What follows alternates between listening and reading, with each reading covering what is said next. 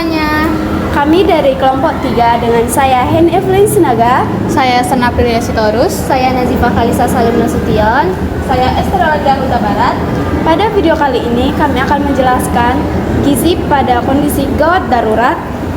Pada kasus kali ini kami mengambil gempa dan tsunami yang terjadi di Kota Palu. pada tahun 2018.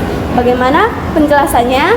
Mari kita simak. Indonesia merupakan negara yang terletak di antara dua benua dan dua samudra. Benua Asia yang terletak di sebelah utara dan benua Australia yang terletak di sebelah selatan. Sementara Samudra Hindia terletak di sebelah barat dan selatan, dan Samudra Pasifik yang terletak di sebelah utara dan timur. Adapun letak astronomis negara Indonesia yaitu 6 derajat lintang utara sampai 11 derajat lintang selatan dan 95 derajat bujur timur sampai 141 derajat bujur timur. Hal ini menyebabkan Indonesia terdiri dari berbagai pulau, yaitu 17.000 pulau yang ada di Indonesia. Indonesia menduduki peringkat kedua sebagai negara yang paling sering terjadi gempa dan tsunami, dengan total 71 kejadian atau 9% dari jumlah tsunami di dunia. Hal ini disebabkan karena Indonesia terletak di kawasan cincin api Pasifik atau Pacific Ring of Fire, yaitu area dengan aktivitas seismik dan vulkanik yang cukup tinggi. Palu pernah menjadi salah satu kota yang dilandai gempa dan tsunami yang cukup hebat. Kota ini terletak di bagian tengah Pulau Sulawesi, tepatnya di pantai barat Teluk Palu. Palu dikenal sebagai kota yang penuh dengan bukit-bukit dan berada di lembah yang dikelilingi oleh banyak pegunungan. Pada tanggal 28 September 2018, Palu pernah mengalami gempa dan tsunami yang cukup dahsyat. Gempa dengan berkekuatan 7,4 magnitudo ini terjadi pada pukul 18:42 WITA. Peristiwa mengenaskan ini mengakibatkan banyaknya kehancuran seperti bangunan-bangunan yang runtuh, infrastruktur yang rusak, serta banyaknya nyawa yang hilang. Lalu beberapa menit kemudian gempa pun disusul oleh terjadinya tsunami dengan ketinggian sekitar 3-5 meter yang melanda garis pantai Teluk Palu dan membawa kehancuran yang lebih lanjut seperti rumah yang hancur, bangunan yang roboh, serta infrastruktur pantai yang rusak. Namun yang menjadi salah satu fenomena paling mematikan dalam tragedi ini adalah terjadinya likuifaksi atau pergeseran tanah, di mana tanah menjadi cair akibat dari guncangan gempa. Bencana ini merupakan peristiwa yang sangat khusus karena gempa diikuti dengan tsunami dan likuifaksi atau pergeseran tanah. Menurut data BNPB pada tanggal 21 September 2018 mengatakan bahwa korban jiwa mencapai 2.256 jiwa serta sebanyak 1.309 jiwa yang hilang akibat gempa tersebut. Dampak dari bencana ini yaitu timbulnya krisis kesehatan yang menyebabkan banyaknya korban luka-luka, dampak psikologis, korban meninggal, serta masalah gizi. Dengan terjadinya bencana berskala besar ini, kelompok yang paling rentan terhadap masalah gizi adalah anak balita. Persediaan pangan yang tidak mencukupi menjadi awal dari terjadinya kekurangan gizi dan juga penurunan kesehatan yang dalam jangka panjang akan mempengaruhi secara langsung tingkat pemenuhan kebutuhan gizi pasca bencana. Masalah gizi kurang mempengaruhi penyebab kematian pada anak balita. Penelitian memperkirakan sebanyak 13,6 juta anak yang meninggal akibat kekurangan gizi dan sebagian besar terjadi pada negara yang berkembang. Selain itu, penelitian mendapatkan data sekitar 151 juta jiwa atau 22,2% anak mengalami stunting dan juga 51 juta jiwa atau 7,5% anak mengalami gizi kurang. Hal ini membuktikan bahwa persediaan pangan merupakan hal yang paling mempengaruhi gizi pada anak balita.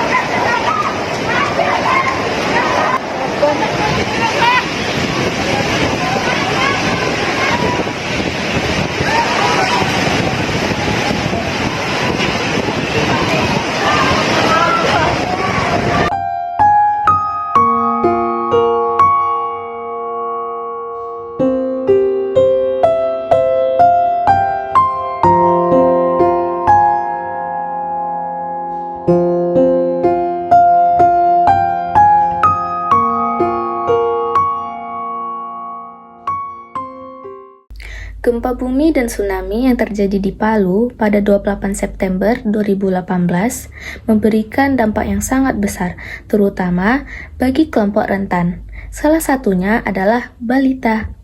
Balita yang berusia di bawah 5 tahun merupakan kelompok yang paling rentan terhadap bencana alam karena ketidakmampuan mereka untuk melindungi diri.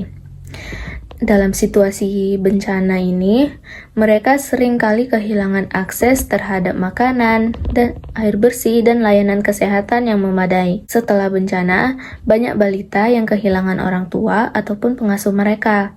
Hal ini menyebabkan mereka tidak hanya kehilangan dukungan emosional, tetapi juga kebutuhan dasar seperti makanan dan tempat tinggal. Dalam banyak kasus, balita terpaksa tinggal di tempat pengungsian yang tidak memadai, di mana akses terhadap makanan bergizi dan layanan kesehatan sangat terbatas.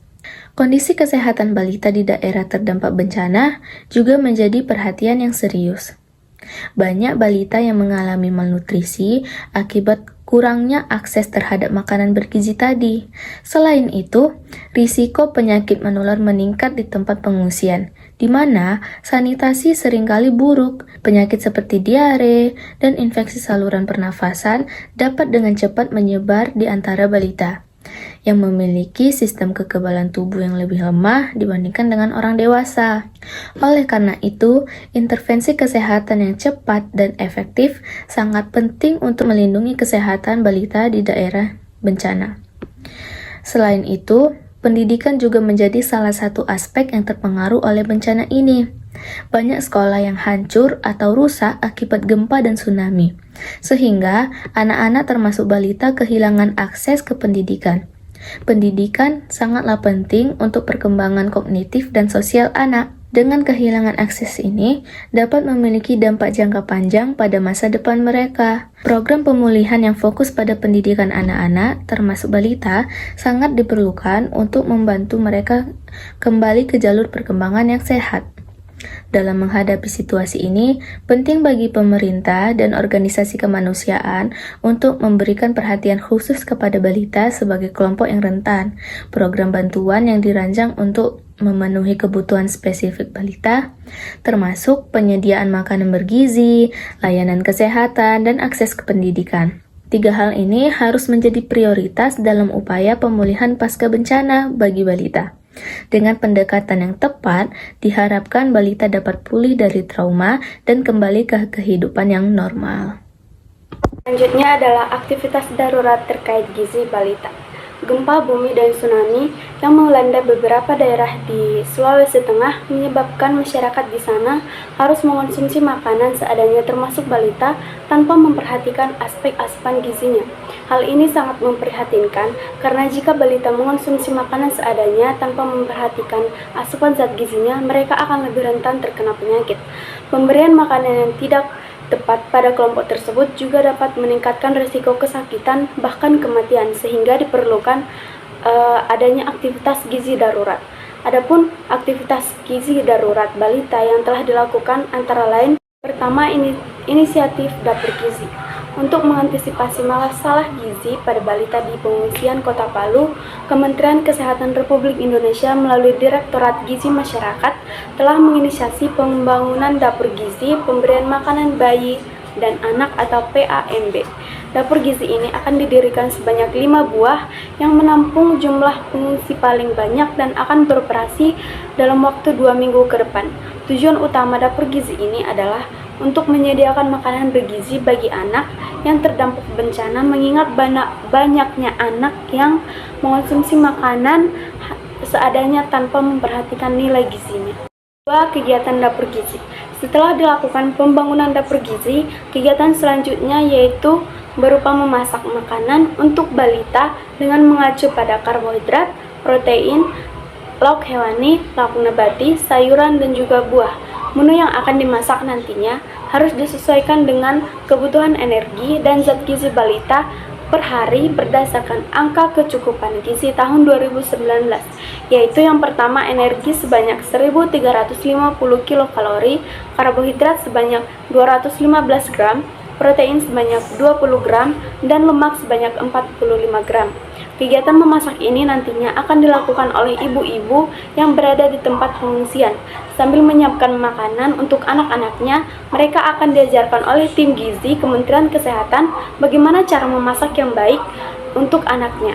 Adapun beberapa contoh yang dapat diterapkan dalam situasi gawat darurat berdasarkan pedoman dan praktik yang dilakukan oleh Dapur Gizi Posko Pengungsian untuk menu 3 hari, yaitu pertama, sarapannya diberikan bubur nasi dengan sayur, dapat berupa bayam ataupun wortel atau sayur apa saja yang tersedia di tempat pengungsian.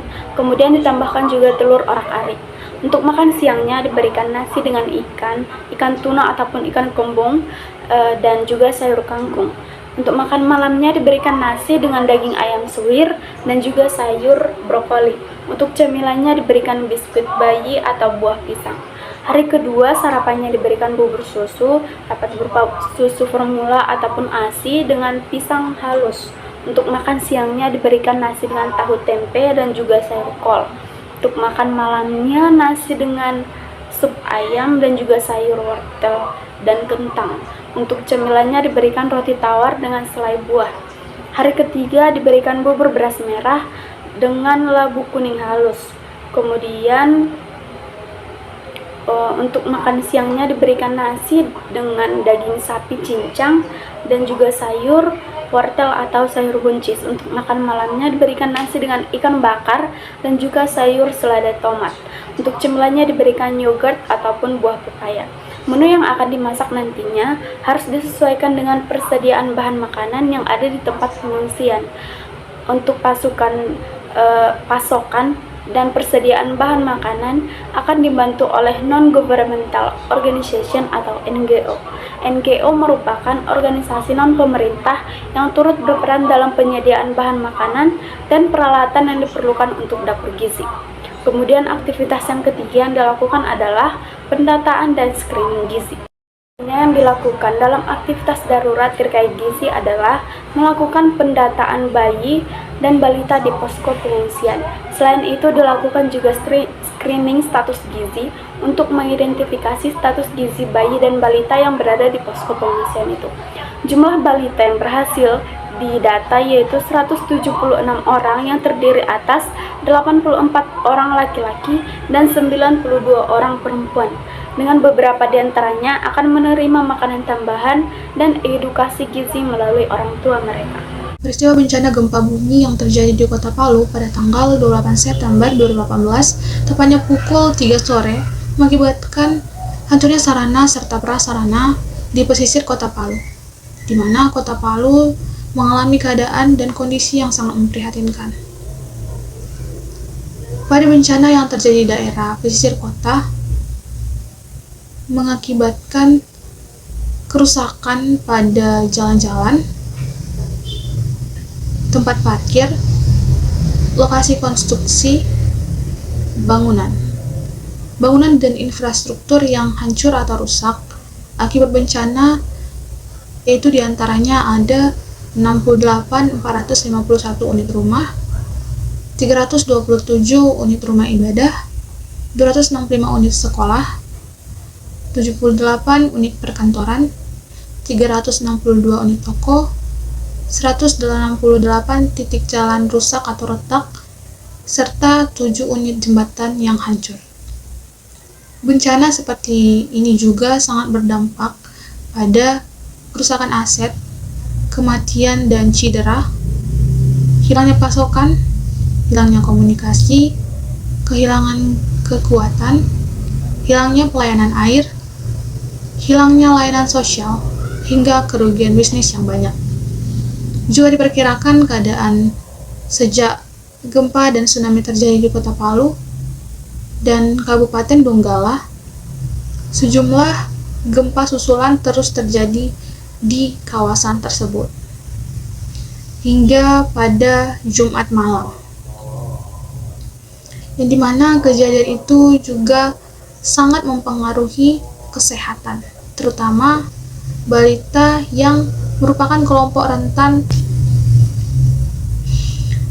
Kejadian itu juga sangat mempengaruhi kesehatan terutama kesehatan balita yang merupakan salah satu kelompok yang rentan. Akibatnya, balita mengalami resiko malnutrisi dan juga penyakit menular di tempat pengungsian. Inisiatif darurat seperti dapur gizi yang disediakan dalam menyediakan makanan bergizi serta pendataan dan juga screening status gizi balita sangat diperlukan. Juga kolaborasi yang kuat antara berbagai pihak dan juga komitmen jangka panjang yang dilakukan untuk mengurangi dampak negatif yang ada. Bencana ini juga menjadi pengingat bagi kita, terutama kita ahli gizi, untuk selalu siap dalam menghadapi gizi gawat darurat. Sekian hasil pemaparan materi kami mengenai gizi gawat darurat pada kasus gempa tsunami yang terjadi di Kota Palu. Semoga ilmunya bermanfaat. Sekian dan terima kasih. Bye!